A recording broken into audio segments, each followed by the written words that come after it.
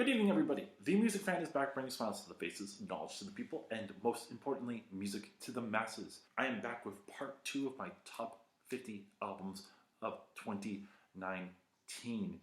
This time around, we're going to be looking at 40 through 31. Again, some quick guidelines. First off, the most important rule, this is my opinion and my opinion only. If you don't see your favorite albums on here, it might be because it's in my honorable mentions, it might be in the first part of this top 50 list, or it might rank even higher. So bear that in mind. If you are going to criticize this list, please do it constructively. And of course, let me know what your favorite albums are from 2019. Second, albums are more important than the songs themselves. You can have an amazing single, but if it's not on a cohesive album or an album that I find at all interesting, then it's not going to make my list. So bear that in mind as we go through numbers 40 through 31. And we start with number 40 with Jamila Woods and Siegel with Hiding Places. One that snuck up on me, another one that I found out through Anthony Fantano and the Needle Drop. I really like their playful nature on this album.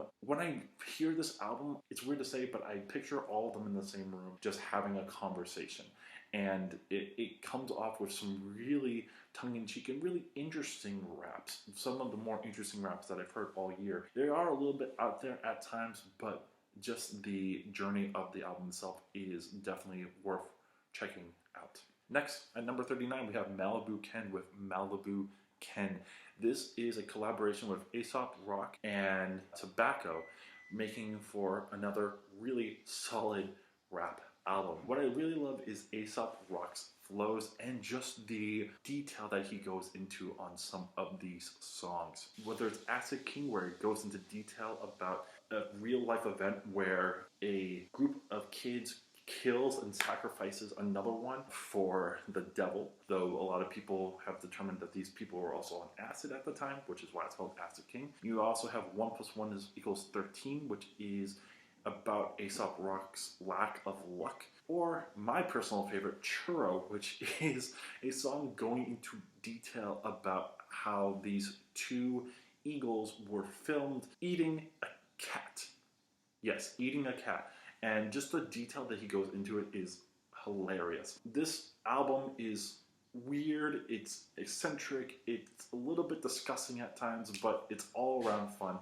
And the production that Tobacco does on here, which makes it feel a little bit more like a retro video game, is really cool in my opinion.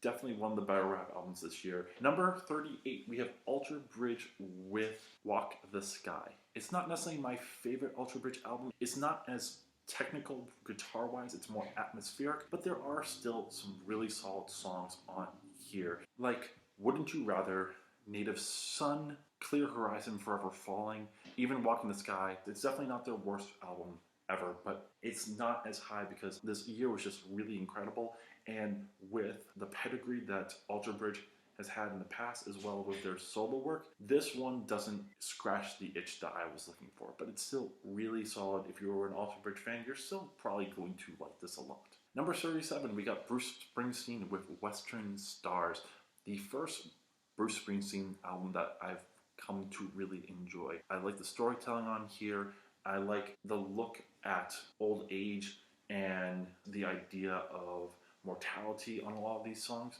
I love Wayfarer.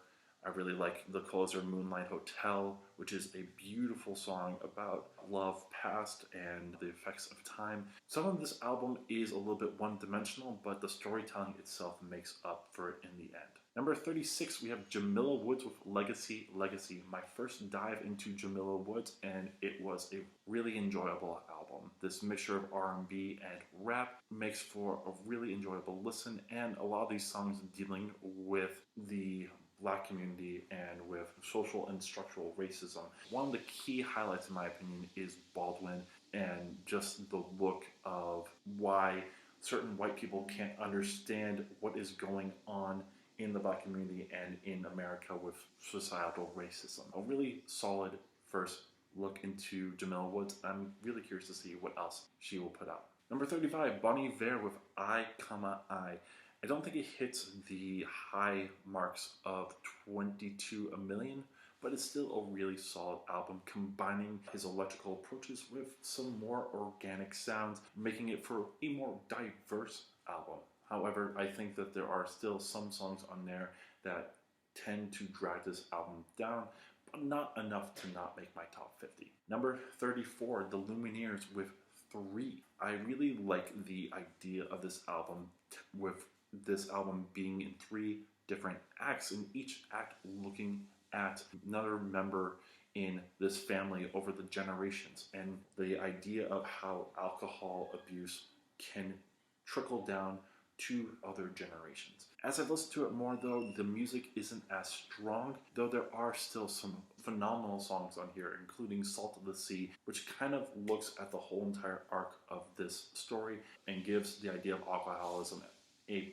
personality and a name, and that it's never really too far gone unless you actually battle it. Also, Jimmy Sparks, the Ode to Jimmy Sparks, which is a phenomenally building song, and Leader of the Landslide, which also is really solid as well. It's a short album, but it doesn't have as much substance as I thought it did at the beginning. Number 33, we have FK8 Twigs with Magdalene. Another album that people might find surprising that is this low. However, as much as I enjoy the concept of the album and understand it, there are still some songs on here that aren't as memorable in my opinion. I really like Hidden Holy Train. I like Mary Magdalene. I think Cellophane is a beautiful closer. Thousand Eyes is a great opener, but Fallen Alien doesn't really do much in my opinion. And there are other songs on here that I'm not as keen about as other people. So it makes my list, but it's not as high in my opinion as everyone else claims it is. Number 32, we have Michael Kiwanuka with Kiwanuka. My first dive into his work, and it is a really solid singer-songwriter album. So many songs dealing with America today and the problems that are in America. Michael Kiwanuka has a beautiful voice, and it's a pleasure to listen to all of his songs. I'm glad that I took a listen, even if some other people do not rank it as high as I do. And then number 31, we have Lingua Ignota with Caligula.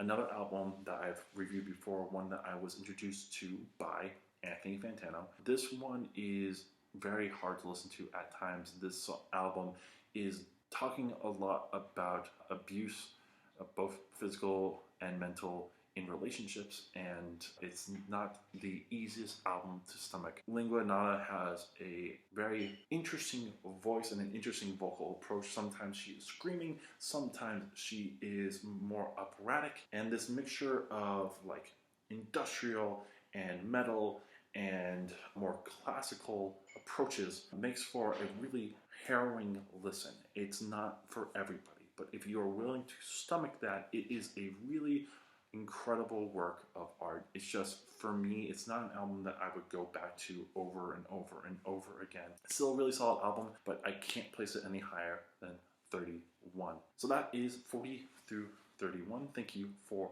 watching. Let me know if you like or hate these albums and your reasons why. Let me know what you think about this list so far. Let me know what your favorite albums of 2019 were. Share this with your friends, and most importantly, subscribe to my channel. That way I know that you enjoy what I'm doing and want to see this channel become bigger and better for the future. I will be back with the third part of this as we go over albums 30 to 21.